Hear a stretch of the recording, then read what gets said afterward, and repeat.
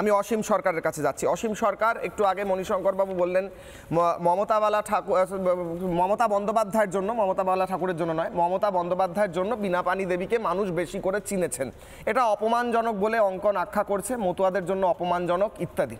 আপনি বলুন, আগামীকাল মমতা বন্দ্যোপাধ্যায় যাবেন, সভা করবেন, হয়তো ঠাকুর বাড়ি যাবেন না, মতুয়ারা তাহলে নিশ্চয়ই খুব খুশি হবেন মমতা বন্দ্যোপাধ্যায় যাচ্ছেন, মুখ্যমন্ত্রী যাচ্ছেন তাদের জায়গায়, তাদের জন্য সভা করতে, প্রচুর ঢেলে ভোট দেবেন হয়তো এই সমস্ত বক্তব্যের পরেও। বলুন অসীম দা।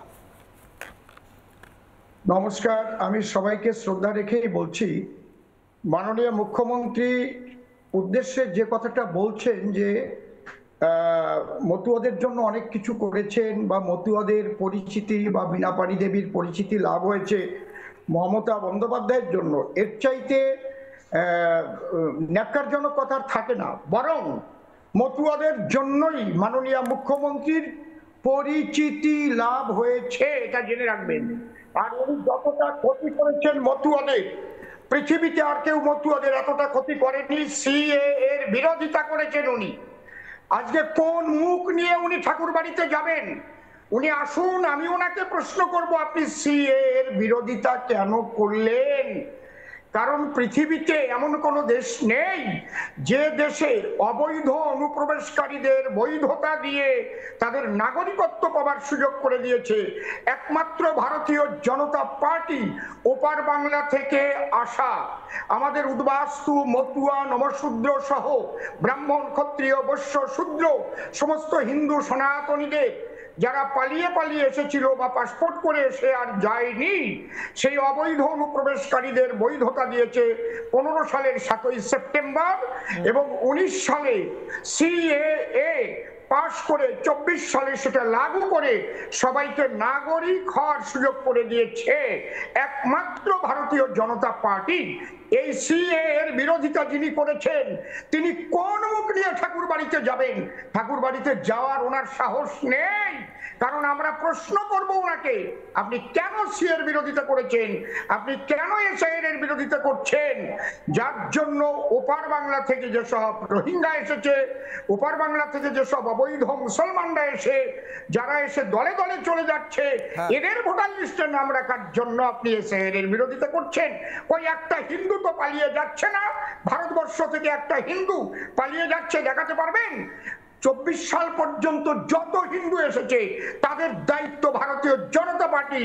একটা হিন্দু নাগরিকত্ব যাবে না। যারা 14 সাল পর্যন্ত এসেছে তারা সিএতে আবেদন করুক, তাদের নাগরিকত্ব থেকেই যাবে। কিন্তু মাননীয় মুখ্যমন্ত্রী সব জানেন যে অনশনটাও হয়েছে ইল্লিগাল, এই জন্য ওই অনশনে উনি আসতে পারেন না, আর ওই জন্য ঠাকুর বাড়িতে উনি আসতে পারেন না। এইভাবে অনশন করা যায় না। অনশন করবে কারা? আমার শান্তনু ঠাকুর মশাই ঠিকই বলেছিলেন, অনশন করবে রোহিঙ্গারা, অনশন করবে ওপার বাংলা থেকে যারা এসেছে মুসলিম সম্প্রদায়ের মানুষ ঘুষ পেটিয়ে, তারা। আমার মতুয়া গোসাই পাগলরা অনশন করতে পারে না। মাননীয় মুখ্যমন্ত্রী আমার গুরুচাঁদ ঠাকুরকে উনি গরু বলেছেন, আমার হরিচাঁদ ঠাকুরকে উনি নাম বিকৃত করে বলেছেন। ওনাকে কোন মন্দিরে ঢুকতে দেওয়া উচিত না। উনি হিন্দু ধর্মকে গন্ধা ধর্ম বলেছেন, কোন হিন্দু মন্দিরে ওনাকে ঢুকতে দেওয়া উচিত না বলে আমি মনে করি এটা। এই জন্য ঠাকুর বাড়ি উনি যাবেন না, উনি ওই নাটক করবেন। শুধু একটা জিনিস আপনার কাছে জানতে চাইছি, আমি বলছি যে দেখুন, মতুয়া সমাজ একটা, তারা হরিচাঁদ, গুরুচাঁদ, বীণাপানি দেবীকে শ্রদ্ধা করেন। আপনারা রাজনীতির দোলাচলে গিয়ে আপনারা নিজেরা কেন বিভক্ত হচ্ছেন? আর যদি বিজেপি একমাত্র মতুয়াদের জন্য ভাবে, সবাই মিলে কেন বিজেপি করছেন না? তার মধ্যে তৃণমূল বিজেপি কেন ভাগাভাগি হচ্ছে? দেখ, আর দুই হচ্ছে, কদিন আগে আপনি এই সিএ এর বিরোধিতা করেছিলেন, আমরা টিভির পর্দায় দেখেছিলাম, বিজেপির বিরুদ্ধে আপনি কথা বলেছিলেন। কেন বলেছিলেন? দুটোর উত্তর আমাকে দিন। মতুয়া সমাজ কেন রাজনীতিতে যাবে? উত্তরটা নিয়ে নি, তারপর আমি আমাকে বলতে দিন। আমি 2019 সালে বলেছিলাম যে 2019 সালের আমাদের যে এমপি ভোটের আগে সিএএ লাগু যদি না হয়, তাহলে আমি অসীম সরকার আমি কিন্তু বিজেপির বিরুদ্ধে কথা বলতে বাধ্য হব, এটা আমি বলেছিলাম। আমি তো সিএ লাগু হয়ে গেছে, ভাগ হয়েছেন কেন? এটা তো সত্যিকারের 2024 সালে ভোটের আগে সিএ লাগু হয়ে গেছে। সবাইকে থামাচ্ছি একটু। ভাগ হওয়ার কথা বলছেন, বিভক্ত তো আমি দেখছি তৃণমূলের দুই পক্ষ বসে আছে ঠাকুরনগরে, মমতা বালা রাস্তায় বসে আছেন আর অঞ্চল সভাপতিরা বোমা মারছেন। আর সম্মানের কথা বলছেন, সম্মানের কথা বলছেন মণিশঙ্কর বাবু, এক সেকেন্ড, দুজন এখনো বলেননি, আমায় যেতে হবে। আমাকে সম্মানের কথা বলছেন তো, কি সম্মান মমতা বন্দ্যোপাধ্যায় মতুয়াদের দিয়েছেন সেই সম্মানের উদাহরণ দেখাই। অসীম বাবু আসছি আবার আপনার কাছে, দুজন এখনো বলেননি, তাদের কাছে যাই। মমতা বন্দ্যোপাধ্যায় কি সম্মান কোন রূপে দিয়েছেন? দুটো কথা বললেন না মণিশঙ্কর বাবু, বিভক্ত হওয়া আর সম্মান দেওয়া। বিভক্ত তৃণমূল হয়ে বসে আছে, আমরা দেখতে পাচ্ছি মমতা বালা ঠাকুর রাস্তায় বসে আছেন তৃণমূলেরই অপর পক্ষের বিরুদ্ধে, আর অন্যদিকে সম্মানের কথা উঠে আসছে। মমতা বন্দ্যোপাধ্যায় মতুয়াদের উপাস্য দেবতা, উপাস্য ধর্মগুরুদের কি বলেন, কি বলেছিলেন শুনি একবার, আসুন।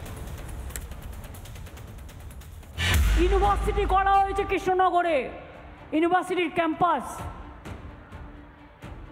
এবং রঘুচাঁদ গরুচাঁদ, তাই তো নামটা ঠিক বললাম কি?